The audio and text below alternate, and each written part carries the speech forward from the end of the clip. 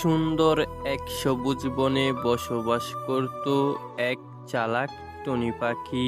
এই টুনি পাখিটি চালাকের সাথে সাথে অনেক সাহসীও ছিল।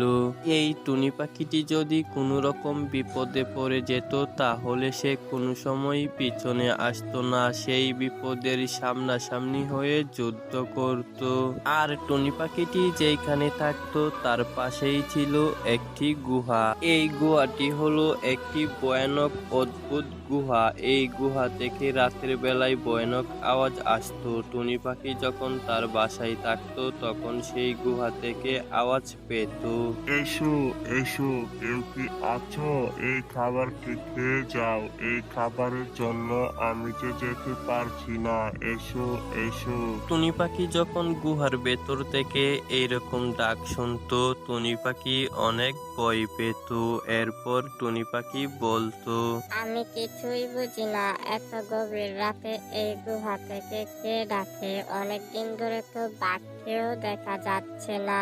এই গুহার রহস্য কি?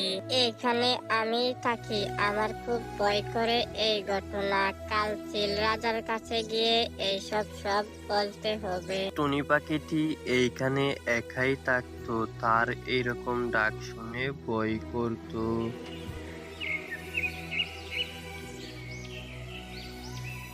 এরপর সকাল হলেই টুনি পাখিটি চিলের কাছে এসে সব ঘটনা খুলে বলল। আর সব কিছু শুনে তখন চিল বলল, ঠিক আছে টুনি পাখি, তোমার যেহেতু সেইখানে থাকতে অসুবিধা, অবশ্যই আমি গভীর রাতে যাব তোমাকে নিয়ে সেই গুহার ভেতর, আর দেখবো কি রহস্য লুকিয়ে আছে। তুমি চিন্তা করো না।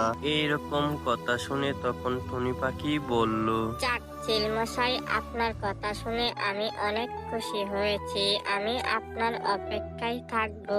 আপনি গভীর রাতে তাড়াতাড়ি চলে আইসেন। এইরকম কথা বলে তখন টুনি পাখি সেইখান থেকে তার বাসার দিকে চলে আসে। এরপর টুনি পাখি তার বাসায় ফিরে বাসাতে বসে রাত হওয়ার জন্য অপেক্ষা করছিল। এর কিছুক্ষণ পরেই সূর্য ডুবে যায় আর অন্ধকার নেমে আসে।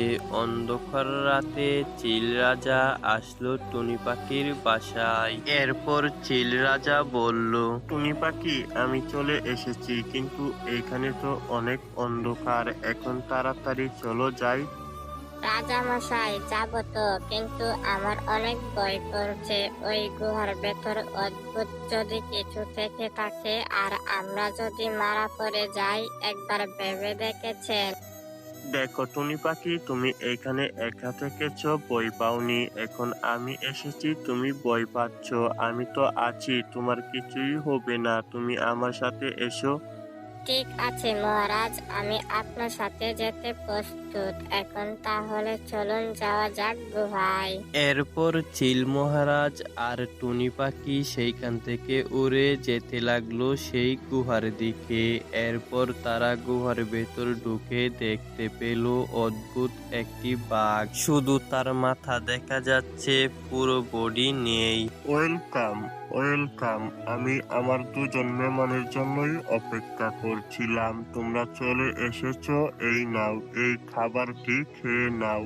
এই খাবারের জন্যই এতদিন আমি এইখানে বন্দি হয়েছিলাম। আমার কষ্টের খাবার পচে কি আর যেতে দিব? এইরকম কথা শুনে তখন চিলমশাই খাবার খেতে শুরু করে।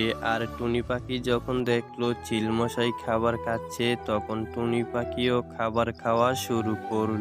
তাদের কাছে খাবারটি অনেক ভালোই লাগছিল। আর কিছুক্ষণের মধ্যে খাবার খাওয়া শেষ করলো।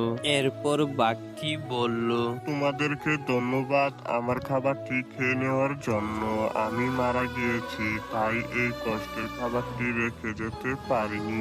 এইরকম কথা বলে তখন সেইখান থেকে বাঘটি অদৃশ্য হয়ে যায়। চিল মহারাজ, আমি কিছুই বুঝতে পারছি না, এসব আমাদের সাথে কি ঘটছে। প্রথমে খাবার খাওয়ালো। টুনি পাখি, বোঝাবুঝি বন্ধ করো।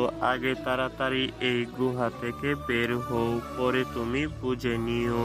এইরকম কথা বলে তখন তারা দুজনেই সেই গুহা থেকে বেরিয়ে যায়।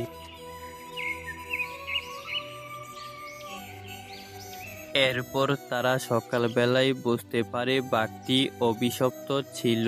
এই বাঘটি তার নিজের জন্য খাবার এনেছিল, আর খাবারটি খাওয়ার আগেই বাঘটি মারা যায়। তাই বাঘটির আত্মা ডাকাডাকি করত খাবারটি কাউকে খাওয়ানোর জন্য। তারা এই বিষয়টি বুঝতে পারে। এরপর বাঘটি মুক্ত হয়ে যায়। তো ভিউয়ার্স, আজকের মতো এখানেই বিদায় নিচ্ছি। আর যেহেতু কার্টুনটি মোবাইল এডিট, তাই এতটাও প্রফেশনাল হয়নি। আপনাদের কাছে ভালো লাগলে কমেন্ট বক্সে বলে যাবেন। তো আজকের মতো এখানেই বিদায় নিচ্ছি। সবাই ভালো থাকবেন, নিজের খেয়াল রাখবেন। আল্লাহ হাফেজ।